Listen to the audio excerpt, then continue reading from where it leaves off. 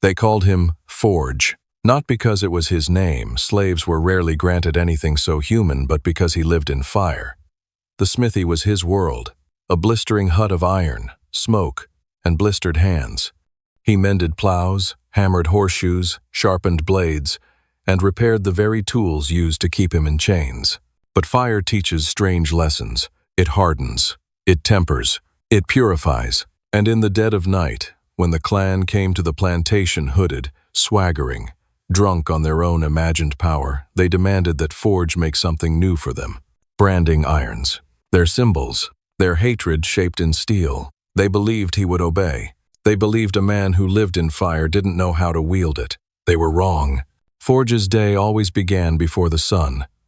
The smithy glowed faintly in the dark like a beast breathing embers, waiting to be fed.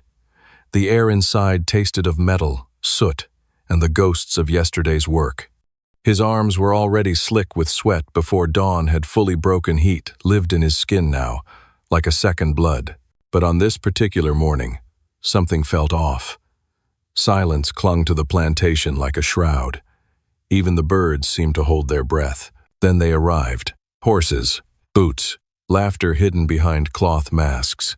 6 Klansmen rode through the yard as though they owned the world. They wore their robes openly. The plantation owner had long grown used to their visits. But Forge felt the familiar burn in his chest at the sight of them. His mother had died the last time these men paid their respects.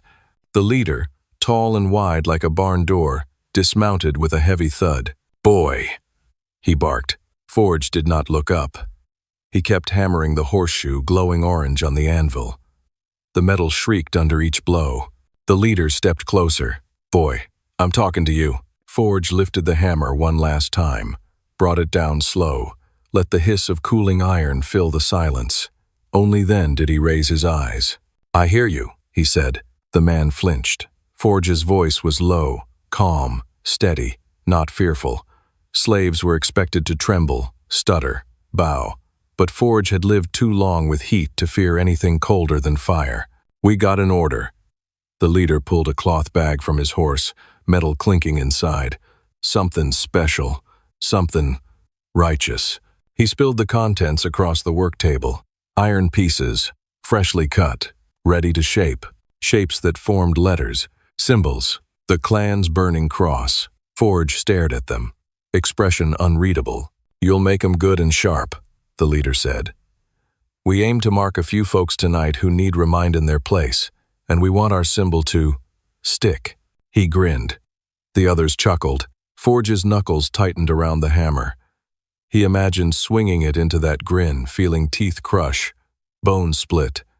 But he set the hammer down gently.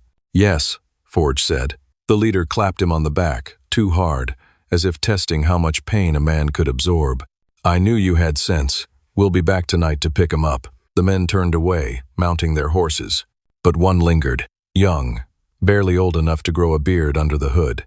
His eyes flicked to Forge's forearms, muscles roped tight from years of hammering and the faint shimmer of old burn scars. "You ain't scared of fire, are ya?" he asked, with a nervous laugh. Forge picked up a glowing horseshoe with his bare tongs. The metal pulsed like a miniature sun. "No," he said. "Fire's honest." The boy swallowed and backed away. When the horses finally disappeared down the road, Forge exhaled. The world slowly resumed its sounds, birds chirping, trees rustling, the Forge's crackling sigh. He looked at the iron pieces on the table. The Klan believed symbols held power, that a brand burned into flesh could claim ownership, that terror could be shaped in metal. But there was something they didn't understand. Symbols could hurt the hand that wielded them. Iron, once heated, marked whatever touched it, no matter the intention. Forge ran his thumb lightly along one of the raw iron edges. He would forge their symbols. He would shape their hatred. He would heat their brand until it glowed hellfire red. And when they returned at dusk, laughing, careless, certain of victory, they would learn that fire is a weapon best handled with respect, and that Forge's respect had long run out. The Forge roared louder than usual as the sun climbed high, reflecting off the rust-colored tin roof like molten glass. The clanging of metal echoed across the plantation, a steady heartbeat of steel and heat. But today, Forge worked with a different rhythm, slow, deliberate, calculating. Beside him lay the clan's chosen iron rods, arranged like bones awaiting assembly. Each length of metal was rough, heavy, and perfect for the task he had in mind. He heated the first rod until it glowed a violent orange, the color of a storm-lit horizon. With careful strokes, he bent it across the anvil, shaping the long, vertical line of the cross the clansmen worshipped. The metal shrieked as it yielded, sparks bursting like fireflies around his feet. A young slave boy, Isaac, watched from the doorway. He always lingered near Forge's shop, too curious for his own safety, too brave for someone so small. Forge didn't look up, but he felt the boy's presence like a shift in air. "You making something for Mr. Grayson?" Isaac finally asked. "No," Forge said. "Something else." The boy stepped closer, eyes wide as the glowing iron dripped heat into the air. "You gon' get in trouble." Forge set the metal in the coals again and wiped his brow. "I'm already in trouble." Isaac didn't understand, but he nodded anyway, as children did when they sensed danger but couldn't name it. Forge picked up the iron again, folding it into a symmetrical cross. His hammer struck with an intensity Isaac had never seen, each blow carrying more than force. It carried purpose. The cross took shape quickly, then another, and another. Soon, a row of them lay cooling outside the forge, arranged like fallen soldiers in the dirt. But these weren't just symbols, they were traps. He thinned the handles deliberately, grinding them down just enough to weaken the metal. Enough so that when a full-grown man, drunk, careless, brutal, grabbed it, straight from a fire burning at full bell, momentum would betray him. A faulty handle, a weakened grip, molten iron falling not onto a victim, but onto the hand that wielded it. By the time he finished the third brand, his shirt clung to his back with sweat. His arms trembled from effort, but not exhaustion. Anticipation. Behind him, Isaac spoke again. "Forge, why you making 'em like that?" He paused. Isaac pointed to the handle. "It's wrong. They gon' break." Forge's jaw tightened. "Yes." The boy's eyes widened further. But they gon' hurt somebody." "Yes. Who?" Forge looked down at him. In the forge's dim glow, his eyes appeared carved from iron. "The right ones." Isaac swallowed hard. He shuffled back, his small hands twisting nervously. "Mama says fire is dangerous," he whispered. Forge reached into the flames with his tongs, retrieving a fourth branding iron. This one he shaped slowly, with even more precision. When he finished, it was unmistakable, the clan's symbol, sharp and cruel, edges honed like a blade. He lifted it so Isaac could see it clearly. "Fire is only dangerous," Forge said, "to what it touches." Before Isaac could respond, a voice boomed from up the path. "Forge! Boy! Y'all done yet?" It was Harold Grayson, the plantation overseer. Thick-necked, mean-eyed, always smelling of whiskey and sweat. He waddled toward the smithy like a hog ready for slaughter. His belt held a pistol he wasn't supposed to own. Forge hid his expression behind a mask of blankness as the overseer approached. "You working fast today," Grayson said, leaning over the table of irons. "These for the Klan boys?" Forge nodded. Grayson lifted one of the crosses, admiring the craftsmanship. "Fine work," he muttered. "Damn fine. You always did have a gift." Forge felt acid rise in his throat. He gave everything to this craft, the muscle, the burns, the scars, and yet his gift was used to harm the innocent and empower the wicked. Grayson set the iron down and turned to leave. "They'll be back tonight. Better have 'em ready." He paused. "Boy, don't do nothing stupid." Forge watched him go, the words echoing like a prophecy. After the overseer disappeared into the main yard, Isaac tugged Forge's sleeve. "You gon' be safe?" Forge hesitated. The truth was a forge itself too hot to touch. "I don't know," he finally said, "but I know this." He pointed to the glowing coals. "Men who live by fire forget what it can do. Tonight, they remember." Isaac stepped backward, fear and awe warring in his eyes. "Go home," Forge said softly. "Stay with your mama, and don't come back tonight." The boy ran. Forge turned back to the forge, feeding it fresh coal. Flames rose higher, licking the air like hungry tongues. By dusk, each branding iron was complete, but not as the Klan intended. Every handle was weakened, every cross sharpened to carve. every iron tempered to hold heat longer than a weapon should. When the sun finally dipped below the fields and the crickets began their night song, Forge sat in the shadows beside his anvil, waiting. The men who wanted to mark others would soon come to claim their tools of pain, and fire obedient, patient, ancient waited with him. Night fell on the plantation in a heavy, muffled hush, as if the land itself were holding its breath.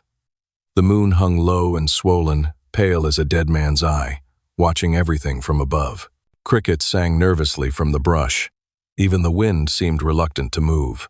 Forge sat alone at the edge of his smithy, elbows on his knees, staring into the cooling embers with a stillness that did not belong to a living man. The forge glowed faintly behind him, like a beast sleeping but ready to wake at the slightest touch. He wasn't afraid. Fear had long ago burned out of him, replaced not by hatred, but by something deeper. A decision. Hooves clattered over the dirt road before the first lantern light appeared. Forge didn't need to look to know who approached. The sound told him everything. 6 horses, 6 men, 6 cowards who hid behind linen hoods. They came into view like ghosts, hooded, white-robed figures, their lanterns swaying like fiery halos. Their laughter echoed, ugly and hollow, bouncing off the trees. The lead horse stopped just short of the smithy, its rider straightening with drunken authority. "Evenin', Forge," he said, voice slurred but steady enough to drip arrogance. "We come for the irons." Forge rose, slow and steady. "Finished," he said. The men hooted as if waiting for a show. One dismounted, stumbling slightly as he hit the ground. "Let's see what the blacksmith cooked up for us," another shouted. Forge went inside, returning moments later with the bundle of branding irons wrapped in burlap. He set them down on the table outside the smithy and stepped back. They tore the cloth open like children unwrapping gifts. "Lord Almighty," one breathed, lifting a gleaming cross. "These look finer than the last batch. Feels lighter too," another said. Forge said nothing. Every word he offered tonight could turn dangerous. Silence was safer. One hooded man stepped closer, peering at Forge through 2 ragged holes. "You're quiet tonight," he said.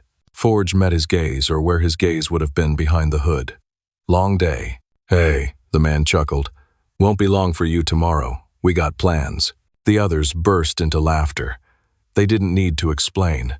They were hinting at another lesson, another beating, another night of humiliation.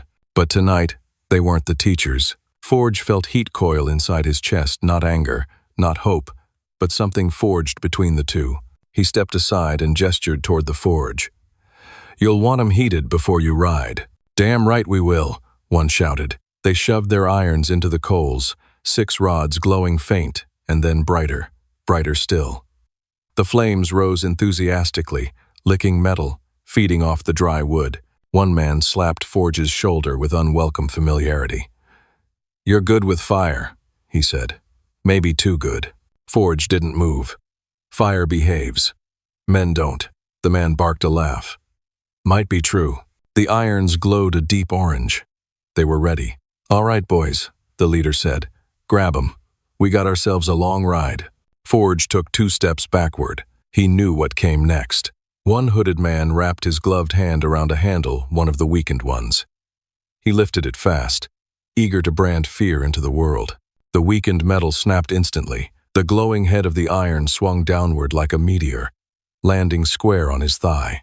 He screamed. The iron hissed against flesh, the smell rising thick and nauseating. The other men rushed forward, shouting, their discipline lost instantly to panic. "What in hell? Pick it up, pick it, ah!" Another man grabbed a second iron. The handle snapped the same way. The molten cross crashed into his boot, burning straight through leather, skin, and bone. He collapsed, shrieking. Forge stood perfectly still as chaos bloomed in front of him. A third man grabbed an iron, then another, frantic. Each one broke. Each one exploded into searing pain. The irons hissed in the dirt like serpents made of fire. One stumbled backward, hood falling off, revealing a pale, greasy face twisted with terror. You did this!" he howled at Forge. Forge didn't answer. He didn't need to. The fire spoke for him. The leader, red-faced and shaking with rage, drew his pistol. You're dead, boy." He aimed. Forge didn't flinch, but before the man could shoot, a glowing ember from the forge popped loudly, landing on spilled whiskey from one of the men's flasks. Flames burst violently at the leader's feet. He stumbled, shrieked, dropped the gun. His robe caught fire. He rolled desperately across the dirt, screaming as flames devoured the hem of his garment. The horses reared and fled into the darkness. Within moments, 6 men were writhing, burned, panicking, one half blind from smoke. And Forge simply watched. Finally, the leader staggered upright, robe half burnt away, face blistering. He pointed a shaking finger at him. "You'll pay for this. You'll hang for this." Forge answered in a low, steady voice. "You came for fire. Fire came for you." The leader's eyes widened not in fear, but in recognition. He understood then. Forge had planned this. All of it. The weakened handles, the extra heat in the metal, the timing, the waiting. Forge turned away and walked back toward the forge, leaving the men scrambling in the dirt like wounded beasts. Behind him, the leader screamed for his men to mount up, to retreat, to run. And as they fled into the night, charred and howling, Forge plunged his hands into the cool water barrel and exhaled. He was not done. Not yet. Word traveled faster than riders, faster than gunshot, faster than prayer. By dawn, every slave cabin knew what Forge had done, though none dared speak it aloud. They simply watched him as he walked past on his way to the smithy, shoulders broad, gaze steady, hands wrapped in cloth. Not with fear, with something close to reverence. But fear did exist far up the hill at the main house, where Master Roland and his overseers sat in a tense huddle over the breakfast table, plates untouched, coffee cold, all of them listening to the trembling leader of the burned men as he stammered through what had happened. He set us up," the man spat, face wrapped in gauze where the iron had kissed him. Handles weakened, irons too hot, sparks everywhere he planned it. "He's a slave," Roland growled, jaw tight with humiliation. "Slaves don't plan," but the leader shook his head violently. "This one did." Roland's eyes narrowed. "Then we deal with him." If why, the table fell silent. They all knew what "deal with him" meant. 3 men rose, Clem, Hodge, and Wallace, each one armed and furious, each one still smelling faintly of whiskey and burned skin. They rode down toward the smithy by noon. Forge heard them before he saw them. Hooves. Heavy. Purposeful. No laughter this time. No swagger. Just anger sharp enough to slice through the summer heat. He stood at the anvil calmly, hammer in hand, shaping a horseshoe as if nothing in the world was coming for him. Sweat rolled down his temples. The rhythm of metal striking metal echoed like a heartbeat. When the 3 horses stopped just outside the open doorway, Forge didn't look up. "You," Clem barked. Outside, Forge placed the hot horseshoe on the cooling rack. "I'm working." Hodge stepped off his horse, voice low and menacing. "Not anymore, you ain't." Forge finally met their eyes, calm, steady, unbothered. "What do you want?" Wallace leaned forward in his saddle, knuckles white around the reins. "We came to finish what you started." "Funny," Forge said softly. "So did I." Their eyes sharpened at that. A threat? Or something else? They weren't sure. Clem stormed forward, grabbing Forge by the shirt and slamming him against the smithy wall. The hammer fell from his hand, clattering across the dirt. "You think you embarrassed us?" Clem hissed. "You think you can touch a white man with fire and live?" Forge didn't blink. "I didn't touch you with anything. Fire did the touching." Hodge delivered a blow to Forge's stomach so strong it knocked the air from him. Forge doubled over but did not fall. He grabbed the edge of the anvil to stay upright. Wallace spat in the dirt.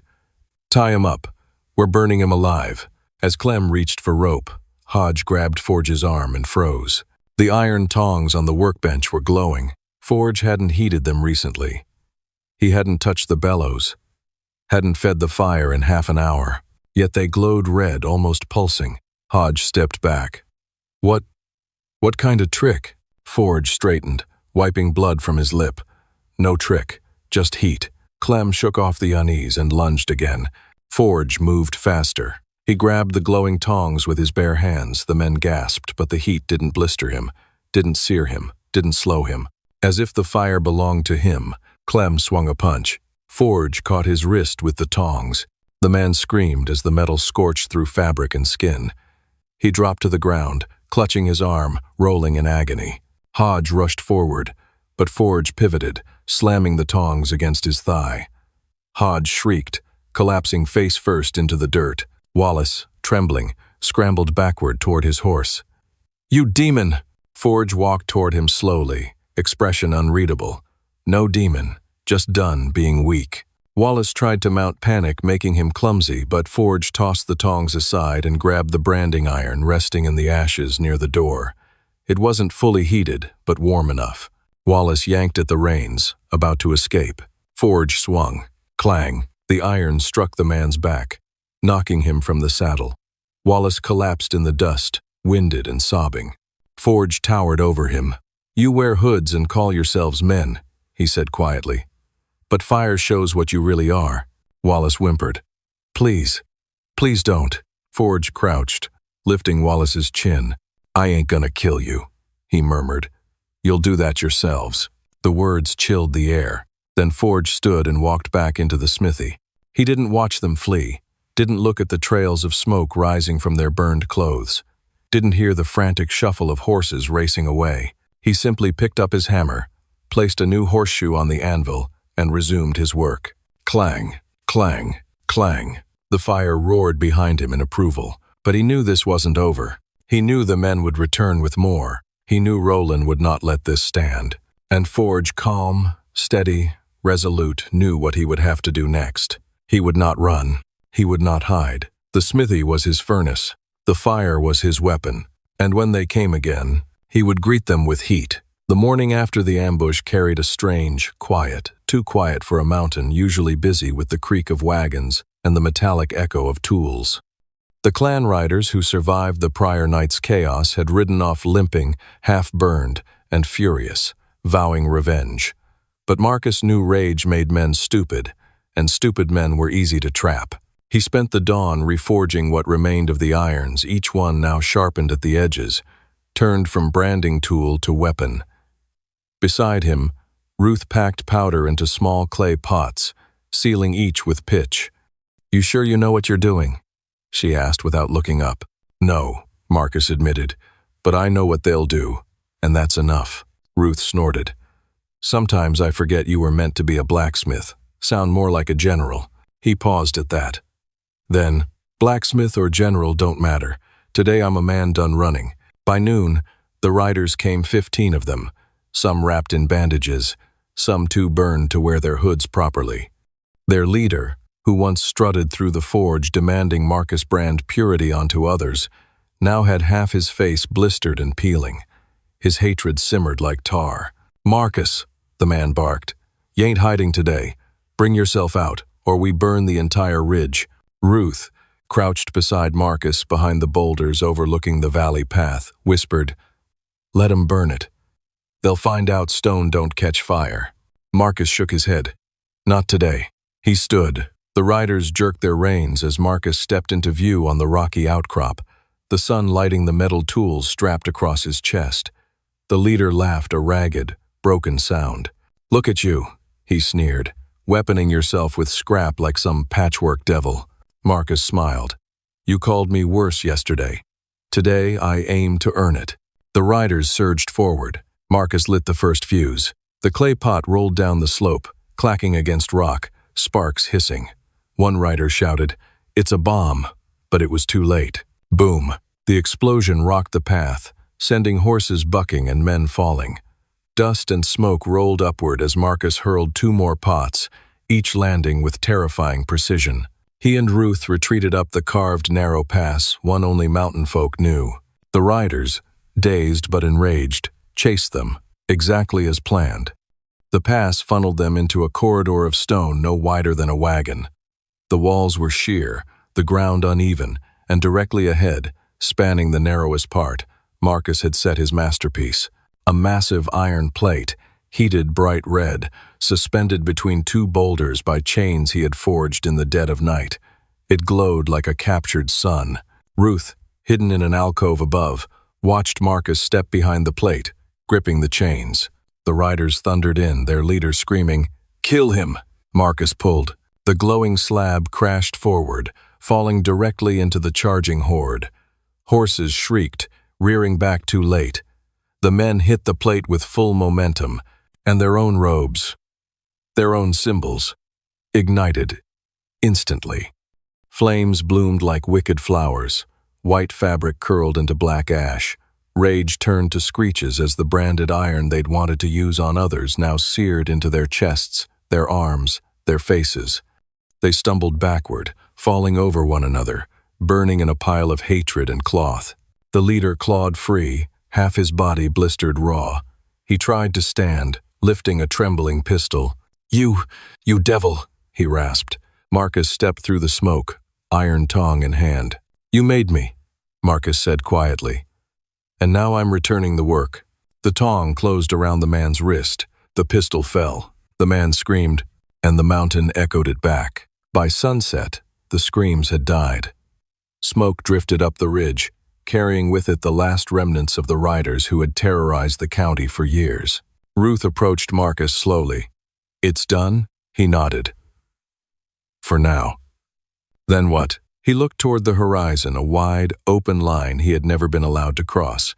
"Then we stop surviving," Marcus said, "and start living." Ruth smiled softly. "About time." They walked down the mountain together, leaving behind the forge, the flames, and the last broken symbols of the Klan. But the legend of the Smithy slave who turned the iron back onto the men who forged the world's cruelty, that would remain on the mountain forever. The morning after the final battle was unnaturally still. Not peaceful, just quiet in the way a place becomes after something violent has passed through it. The mountain air felt hollow. Even the birds kept away from the scorched pass where the riders had burned. Marcus and Ruth stood at the edge of the debris path. Smoke drifted from blackened rock and the twisted remains of horseshoes and weapons. What hadn't been claimed by the fire had been crushed in the stampede. The smell of charred cloth clung stubbornly to the wind. Ruth wrapped her arms around herself. Smells like their pride finally burned off. Marcus didn't smile. His eyes moved over the scene not triumphantly, not regretfully, but with the sober understanding of someone who had seen death from too many angles. Life had left him callous. Freedom had made him protective. Only justice made him calm. "We need to bury what's left," he said. Ruth blinked. "Bury them? After all they done?" "Ain't for them," Marcus replied. "It's for the mountain. Blood feeds hate. We ain't growing any more of that here." Is explained. So they got to work. The earth was stubborn, hard, packed tight with roots and stone. Ruth dug with a rusted hoe while Marcus used a spade he'd forged for himself 2 years earlier, never imagining that one day he'd use it to bury men who once owned the land. The sun climbed steadily overhead as they dug shallow graves, one after another. Marcus refused to leave any corpse to rot above ground. Ruth didn't understand it at first, but as the hours passed, she began to see why. For the first time, the mountain felt theirs, not the riders, not the patrols, not the overseers. Theirs. By noon, the hillside was dotted with fresh mounds of dirt. Ruth wiped her forehead. "If there's a hell, they're digging deeper from the inside." Marcus snorted. "Let 'em. We got our own ground to tend." They stood together, staring at the largest grave, the one holding the man who had led the raids, burned the homes, threatened every black soul within 3 counties. "What now?" Ruth asked softly. Marcus turned away. "Now we see who comes looking." That afternoon, word spread fast. Smoke from the mountain had been seen as far as the creek settlements, and silence from the riders' camp stirred restless whispers. Near dusk, the first group arrived. 3 black homesteaders, hat brims low, rifles strapped across their backs. They approached the ridge cautiously until Marcus stepped forward. "You're safe," he said. "They ain't coming back." One of the men stared, disbelief heavy in his voice. "All of 'em?" "Every last one who rode yesterday." They exchanged looks, a mixture of relief, fear, and awe. One spat into the dirt. "Well, guess hell's cooking hotter tonight." Word spread like wildfire. By nightfall, nearly 20 people, men, women, even a few older children, had climbed the ridge to see for themselves. Some cried. Some prayed. Some touched Marcus's shoulder before walking away in silence. Ruth noticed how Marcus stiffened every time someone thanked him. "You gotta learn to take gratitude," she teased quietly. "Ain't why I did it," Marcus muttered. "Doesn't matter. Folks been waiting years for justice that wasn't just another story. You gave it shape."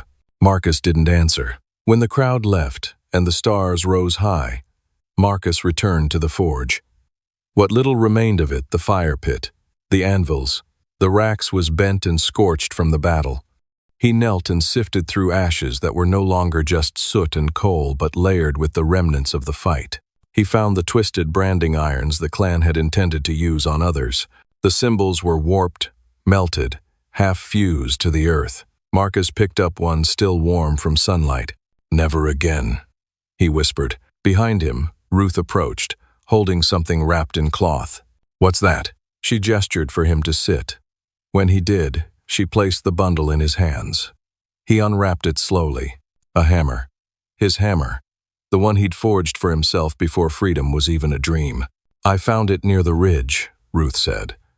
"Figured you might want to keep the first thing you ever made for you." Marcus stared at it for a long time. The handle was cracked. The head was chipped. But it was his. "You think I can rebuild the forge?" he asked. Ruth shrugged. "If you do, it won't be for them. Not anymore." A long silence filled the forge ruins. Marcus finally stood. "If I rebuild," he said, "it's going to be for us. For anyone needs tools, not chains." Ruth smiled softly. "Then I'll help." And for the first time since the mountain had become a battleground, Marcus allowed himself a long, deep breath. Not of resignation, not of dread, but of possibility. The ashes left behind would feed the soil. The soil would feed the forge, and the forge would build a future no symbol of hate could ever scorch again. The days that followed were strangely calm, like the land itself was exhaling after years of holding its breath. For the first time since he'd escaped bondage, Marcus woke without waiting for footsteps, orders, or danger. The mountain wind carried no threat, only the smell of pine, damp earth, and the faint memory of smoke fading with each sunrise. Rebuilding the forge began the very next morning. Marcus stood in the ruins before dawn, Ruth beside him with a bucket of tools she'd gathered from abandoned homesteads. The old forge stones were cracked from fire and clash, but they were still standing. Marcus knelt, pressing his hand to the blackened rock. "This place saw too much anger," he murmured. Ruth crouched next to him. "Then we give it something else to witness." He nodded slowly, and they started the work. By midday, the two of them had cleared ash, broken iron, splintered beams, and the twisted remains of the riders' weapons. Marcus kept none of the Klan branding irons. They were tossed into a deep ravine, where the mountain streams would rust them into nothing. Some symbols did not deserve survival. Using stone from the hillside, Marcus rebuilt the foundation. Ruth carried water, mixed clay, patched cracks, and hammered nails with a determination that surprised even Marcus. "You ever helped build a forge before?"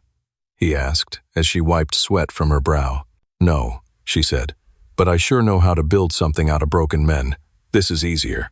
They both laughed, the kind of unexpected, tired laugh that came from shared struggle rather than humor. By the third day, the pit was rebuilt.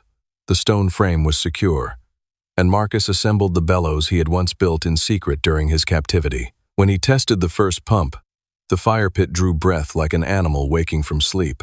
Ruth beamed. "I knew you'd make it breathe again." Marcus didn't answer at first. He watched the faint curl of ash rise, and his eyes softened. "It ain't just breathin', it's alive." Word traveled quickly through the valley. Marcus's forge was rising again. Only now, it belonged to him. People began arriving throughout the week. A farmer from downriver brought a plow blade bent during the last raid. A widow carried a cracked kettle she said belonged to her grandmother. An older man from the ridge settlement brought horseshoes to trade for nails. None of them asked what had happened to the riders. They didn't need to, but they all left with something repaired, sharpened, restored, or simply with an understanding look from Marcus, which was often worth more. With every blow of the hammer, with every hiss of metal cooled in water. Marcus felt the weight lifting from him. This was what his hands were meant to do, not kill, not defend, not resist. Build, strengthen, shape. Ruth watched him from the doorway more than once, a faint smile tugging at her mouth. "You look lighter," she told him one evening. Marcus paused mid-strike. "Lighter? Like you ain't walking with ghosts anymore." He thought about it, then lowered the hammer. "I didn't fight to become a ghost. I fought so folks like us could stop being haunted." Ruth stepped beside him. "And now?" "Now," he said quietly. "We build so nobody ever has to fight like that again." A week later, a group of men from the neighboring settlement arrived. They weren't coming for repairs or trade. Their clothes were rough, their expressions uncertain, and none carried weapons. Ruth stiffened when she saw them, but Marcus stepped forward calmly. "We heard about what happened up here," the oldest man said. "Figured we ought to pay respects and see if you needed help rebuilding." Marcus studied their faces. These were men who had never raised a hand to defend the valley, yet they'd never raised one against it either. They were cowards in the way most free people were afraid of danger, unwilling to act unless pushed. Still, they were neighbors. And neighbors could learn. "You can help gather stone," Marcus said, handing them picks and gloves. "Forge's walls need reinforcement." They hesitated only a moment before nodding and moving to work. Ruth leaned close. "You trust him?" Marcus shrugged. "They came to help. That's enough for today." "Only today?" He gave her a knowing look. "Trust is built like iron. Heat, pressure, time, and sometimes you gotta melt off the weak parts." Ruth laughed softly. "Then maybe this valley will finally get strong." By the end of the month, the forge no longer looked like a resurrected ruin. It was something new: solid stone walls, a smooth dirt floor, neatly stacked coal, and shelves of tools Marcus had reforged with his own hands. He hung a simple iron emblem above the doorway, not a name, not a symbol of ancestry or pride, just a hammer crossed over a horseshoe, a sign of work, of creation, of the life he chose. When Ruth saw it, she nodded in approval. "Not bad. Looks like it belongs up there." Marcus exhaled quietly. "For the first time," he said, "I think I belong somewhere too."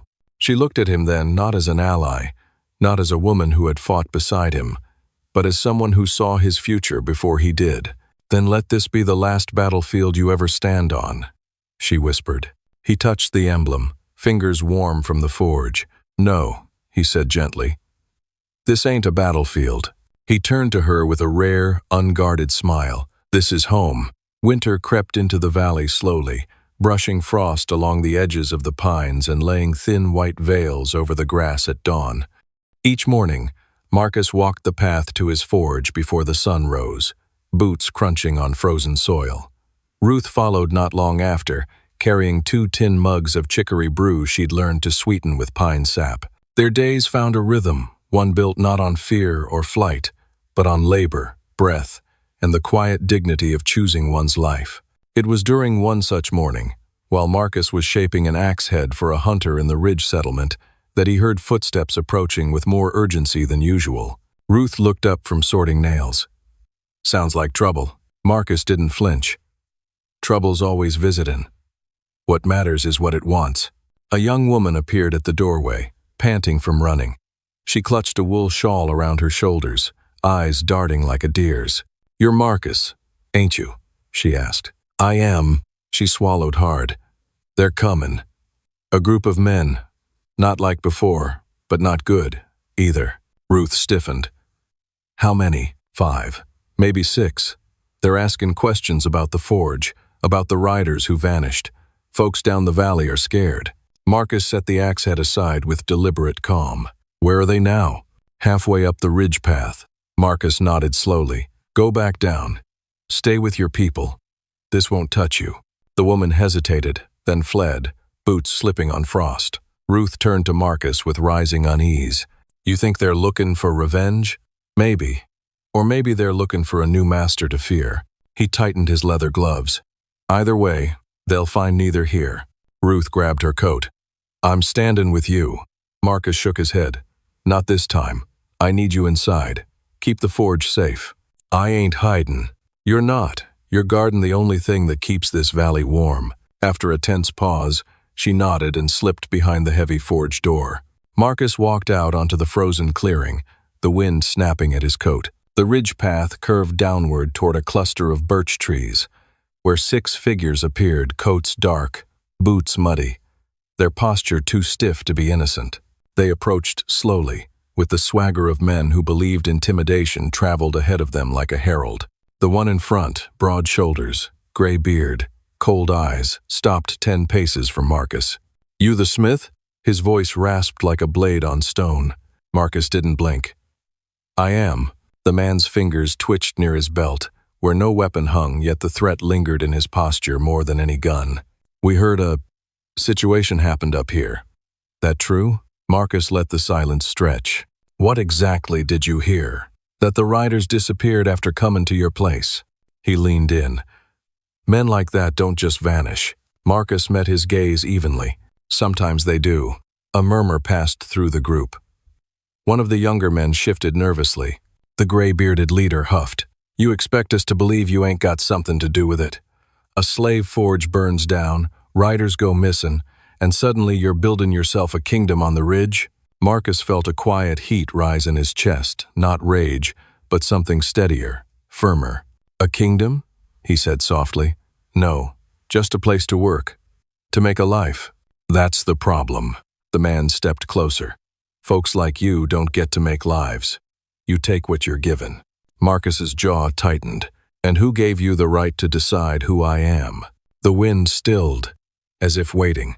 The leader grinned a slow, ugly curl. "You gonna tell us what happened to those men?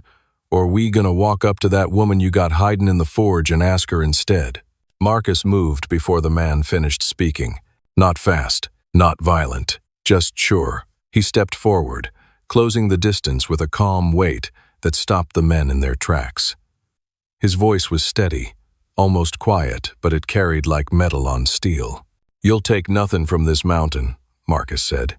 "Not my work, not this peace, not the people living in it." One of the younger men looked between Marcus and the leader, fear cracking through his bravado. "Elias, maybe we ought to leave this alone." "Shut your mouth," Elias snapped. Marcus continued, his breath misting in the cold. "You're standing on a place built with fire, sweat, and survival. And I ain't afraid of any man who comes up this ridge looking for ghosts." Elias sneered. "You threatening us?" Marcus shook his head. "I'm telling you the truth." Silence hung like frost. Then, from inside the forge came a sound, the deep, rhythmic pulse of bellows filling with air. Whoosh! Whoosh! Ruth had lit the fire. Red-orange light flared through the cracks of the stone structure behind Marcus, casting his silhouette in a glow that made him look larger, older, forged rather than born. The men recoiled without understanding why. Some shadows were shaped by more than fire.